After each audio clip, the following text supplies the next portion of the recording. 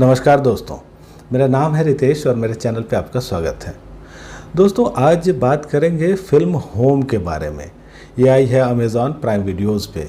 ये एक मलयालम मूवी है और आप मलयालम नहीं जानते तो फिर इंग्लिश सबटाइटल्स के साथ ही देखना पड़ेगा। डायरेक्टर हैं रोजिन थॉमस। दोस्तों, एक बात आपने भी सुनी होगी, कई बार कही जाती है कि जो लोग कुछ नहीं करते वो कमाल करते हैं। ऐसे ही एक व्यक्ति हैं ओलिवर ट्विस्ट, जिनके इर्द गिर्द ये फिल्म चलती रहती है। ओलिवर कभी एक दुकान चलाते थे, अब दुकान बंद हो चुकी है क्योंकि वक्त के साथ वो अपने आप को बदल नहीं सके, अपग्रेड नहीं कर सके। अब वो दिन भर घर में रहते हैं, घर के छोटे मोटे काम करते रहते हैं, व्यस्त रहते हैं और पूरे घर की वो देखभाल करते हैं, सबकी केयर वो करते रहते हैं। लेकिन इन सब के बीच वो खुद ही कई बार अननोटिस्ड रह जाते हैं। पत्नी घुटनों के दर्द से परेशान है, पिता हैं वो बीमार हैं, ज़्यादातर कुर्सी में ही बैठे होते हैं, छोटा बेटा साथ रहता है, वो अपनी ही दुनिया में खोया रहता है और बहुत ही आलसी है। बड़ा बेटा फिल्म डायरेक्टर है और उनको ये लगता है कि जो उनके पिता हैं वो अब आउटडेटेड हो चुके हैं। जो आज की तकनीक है वो ओलिवर को समझ में नहीं आती और बेटों को ये लगता है कि उनके पिता जो हैं वो मूर्ख हैं, वो कुछ भी नहीं जानते, कुछ भी नहीं समझते और ऐसे में वो कई बार अपने पिता को नेग्लेक्ट भी कर देते हैं या कई बार उनके साथ थोड़ा बुरा बर्ताव भी करते हैं। ओलिवर इन चीज़ों का बुरा भी मानते हैं, लेकिन वो इतने केयरिंग हैं कि इन सब को भुला करके फिर वो अपने परिवार की केयर में ही लगे रहते हैं। और ये जो अच्छे बुरे की एक फीलिंग है वो ओलिवर के साथ हमेशा चलती रहती है। इसी तरह की कहानी, इसी परिवार की कहानी आप यहाँ देखते हैं। दोस्तों, ये जो मूवी है ये एक फील गुड मूवी है और एक फ्लो में चलती रहती है। इस कहानी के जो कैरेक्टर्स हैं या कहानी है, इसकी एक ख़ास बात यह है कि ये सब रियल के आसपास हैं। आपको ऐसा नहीं लगता कि कोई फिल्म आप देख रहे हैं, आपको ऐसा लगता है जैसे आपके मोहल्ले का ही कोई परिवार है जिसकी कहानी, जिसकी घटनाएं आप देख रहे हैं। और जब ये फिल्म शुरू होती है तो थोड़ी देर के बाद ही जो ओलिवर का कैरेक्टर है उससे जुड़ाव हो जाता है, उससे एक बॉन्डिंग हो जाती है दर्शकों की और ये जुड़ाव इतना गहरा हो जाता है कि ओलिवर के गम को या उसकी खुशी को एक दर्शक के तौर पे आप भी महसूस करने लगते हैं।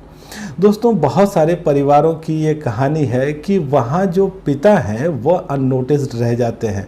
बच्चे जब बड़े हो जाते हैं वो अपने हिसाब से चीज़ों को समझने लगते हैं, अपना काम करने लगते हैं, तो वो ये मानने लगते हैं कि वो जो कर रहे हैं वही ज़्यादा इम्पोर्टेंट है।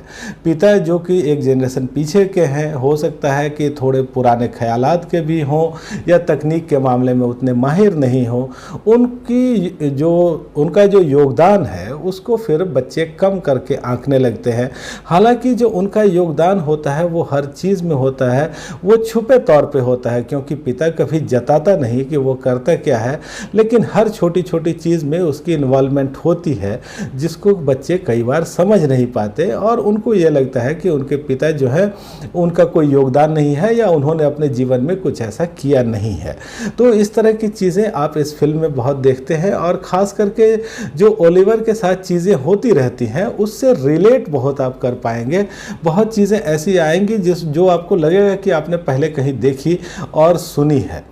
दोस्तों, ओलिवर का जो कैरेक्टर है बहुत ही ज़बरदस्त कैरेक्टर है। इस फिल्म के सेंटर में यही एक कैरेक्टर है। आप इसको कह सकते हैं कि फिल्म के असली हीरो जो है वो ओलिवर ही है। लेकिन इसके साथ जो दूसरे कैरेक्टर रखे गए हैं वो भी मजबूत हैं और उनको भी स्पेस दिया गया है। इसके साथ ही कुछ महत्वपूर्ण चीज़ों की ओर भी ये फिल्म इशारा करती है, जैसे साइकोलॉजिकल क्लिंजिंग। देखिए, हमारे आसपास बहुत सारी घटनाएं होती हैं, बहुत सारा अच्छा बुरा प्रभाव हमारे मन मस्तिष्क पर पड़ता है, लेकिन ये ज़रूरी है कि जो बुरी चीज़ें हैं उनको थोड़ा सा निकाल दिया जाए, पॉजिटिविटी लाई जाए और उससे जीवन एक अच्छे ढंग से चल सकता है। इसके अलावा दोस्तों, यहाँ आप एक गंभीर बात देखते हैं जो आज के समय में बहुत ही मौजूद है और वो बात है मोबाइल फ़ोन एडिक्शन। देखिए, हर घर में, हर हाथ में आजकल मोबाइल है। लोगों को खुद पता नहीं चलता कि वो कब मोबाइल फ़ोन के एडिक्ट हो चुके हैं। एक घर में अगर 4 लोग हैं, वो 4 अगर साथ खाना भी खा रहे हैं तो हर के हाथ में अपना अपना मोबाइल या टैबलेट होता है। और ये एडिक्शन ऐसी है जो कि मतलब एक बहुत बुरी आदत के तौर पे लोगों के अंदर घर कर चुकी है और उनको ये पता भी नहीं चलता। तो इसकी तरफ भी ये फिल्म इशारा करती है। तो दोस्तों, ये जो फिल्म है ये एक अच्छे तरीके से चलती ज़रूर रहती है, लेकिन इसमें एक समस्या है। इसमें जो सबसे बड़ी समस्या है वो ये कि ये फिल्म काफ़ी लंबी है और कई बार स्लो पेस में भी हो जाती है। तो यदि इस फिल्म को थोड़ा सा कम लंबा रखा जाता तो हो सकता है कि थोड़ी और कसावट आती और इससे दर्शकों का जुड़ाव भी थोड़ा ज़्यादा होता। यदि आप एक्टिंग की बात करें दोस्तों, तो इंद्रांश हैं ओलिवर की भूमिका में और ज़बरदस्त अभिनय उन्होंने किया है। जो उनके छोटे छोटे एक्सप्रेशन हैं वो इतने बढ़िया से उन्होंने इस फिल्म में दर्शाया है, वो देख करके कमाल ही लगता है। और कहीं वो लगता नहीं कि ये कोई अभिनेता है जो कि पर्दे पर एक अभिनय कर रहा है। आप बिल्कुल ऐसा महसूस करेंगे कि ओलिवर जो है वो एक परिवार वाला व्यक्ति है, बच्चे हैं, और जो उसके मनोभाव हैं वो आपको बहुत अच्छे से समझ में आएंगे।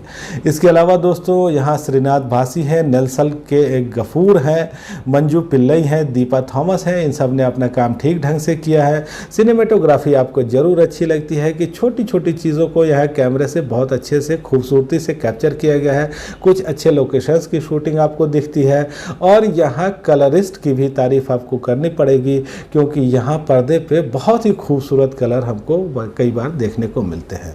तो दोस्तों, ये जो फिल्म है ये है 2 घंटा 40 मिनट की, काफ़ी लंबी ये फिल्म है, लेकिन एकदम साफ सुथरी फिल्म है। आप पूरे परिवार के साथ आराम से इसको देख सकते हैं और इस फिल्म के लिए मेरी रेटिंग रहने वाली है 5 में से 3 की।